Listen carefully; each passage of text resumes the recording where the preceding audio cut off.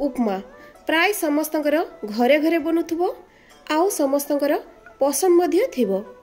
तेणु आज भिडियो रे आपण देखिबा पई पाइबे किभଳି प्रोसेस रे उपमा बनैले उपमा सुखिला हबनी आउ पूरा झुरझुरिया बनिबो जेमिति कि आपण भिडियो रे देखि पारथुबे।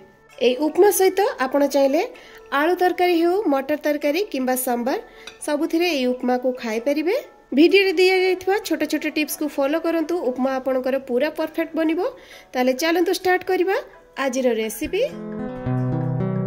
सुजी उपमा बनैबा पई मु एठी नैची सुजी दुई प्रकार सुजी मु नैची। एडी गोटे मोटा दाना वाला सुजी नैची आ सरू दाना वाला सुजी। ए सरू दाना वाला सुजीटा आपण उपमा रे बिल्कुल भी यूज करिवेनी। ए सरू दाना वाला सुजी रे जदी आपण उपमा बनाउचंती तबे उपमाटा हमर चिपचिपा हे जिवो। ए मोटा दाना वाला सुजी ही उपमा पई पूरा परफेक्ट। तनो मोटा दाना वाला सुजी नेबे। एपटे मु बसै नैची कड़ेई गरम हे गेलानी। एबे ता देहरे मु देई देबी गोटे चमच घी। मु एठी गुआ घी नैची। घी ही नेबे हमर उपमाटा जो भाजीबा तार टेस्टटा बहुत बढ़िया आसीबो। घी बदल रे आपण चाहिले तेल मध्य नहीं पारिबे रिफाइंड तेल। तो एठी मु ए गिना रे गोटे गिना मापी कि नउची सुजी बड़ दाना वाला सुजी नैची।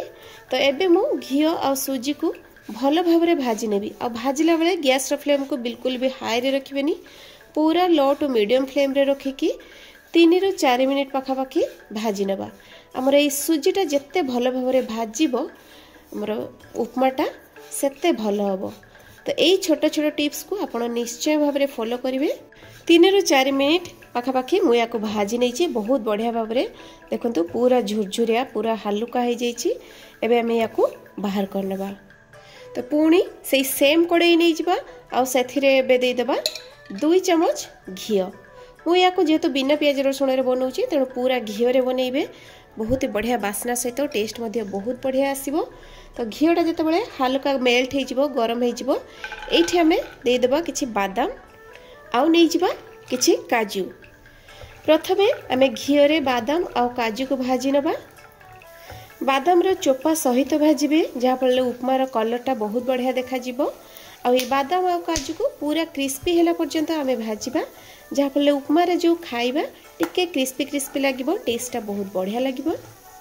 एडी देखि पारथिबे बादाम आउ काजू भल भाव में भाजी गलानी। एबे आम या गोटे प्लेट को बाहर करदेबा।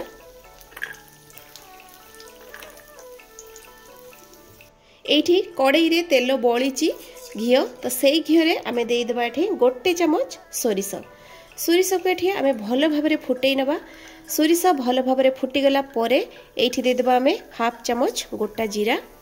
जीरा मध्य भल भाव में फुटीगला परे एठी मु नैची 2टा कंचा लंका को काटिकी कंचा लंका आउ एठी दबा आम अल्प अदा छेचा देई देकी ए सब को आम हल्का टिके भाजी नबा। सबुठारो मेन जिनस होची भृसुंगा पत्र। भृसुंगा पत्र दबा पई बिल्कुल भी भूलबेनी।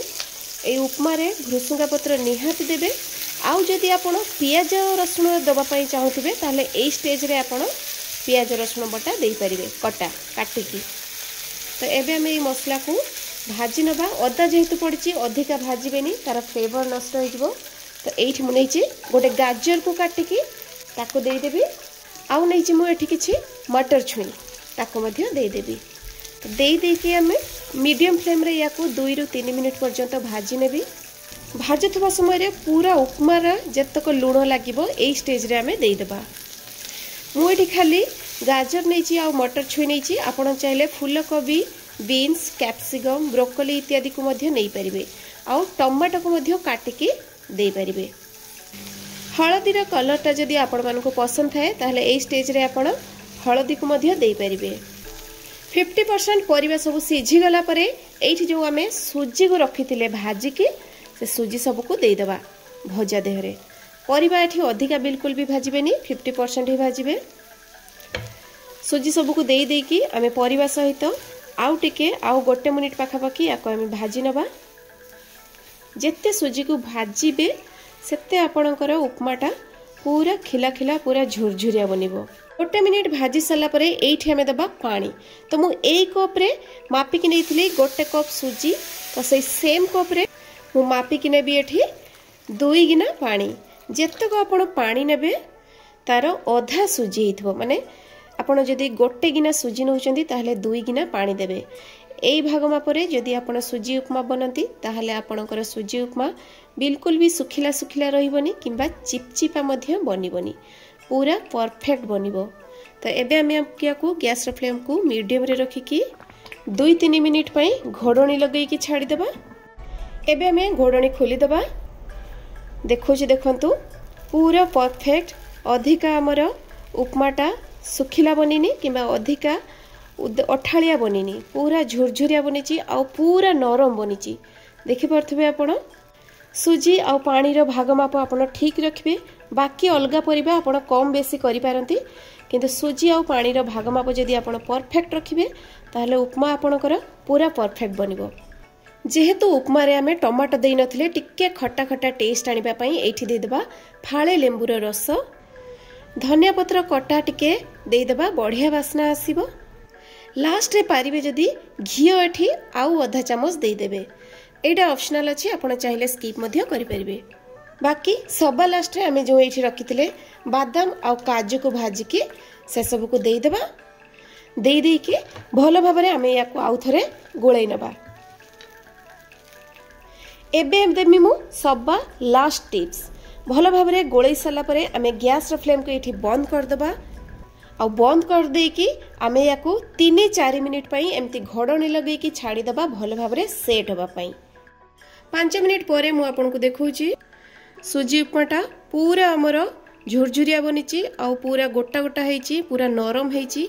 वीडियो रे दी जाइथिबा छोटा छोटा टिप्स को आपण फॉलो करंतु, देखिबे उपमा आपणकर पूरा परफेक्ट बनिबो। तो पुणी देखा हबो आ गुडे नुवा वीडियो रे आ गुडे नुवा रेसिपी सहित। से पर्यंत रहउची नमस्कार, जय जगन्नाथ।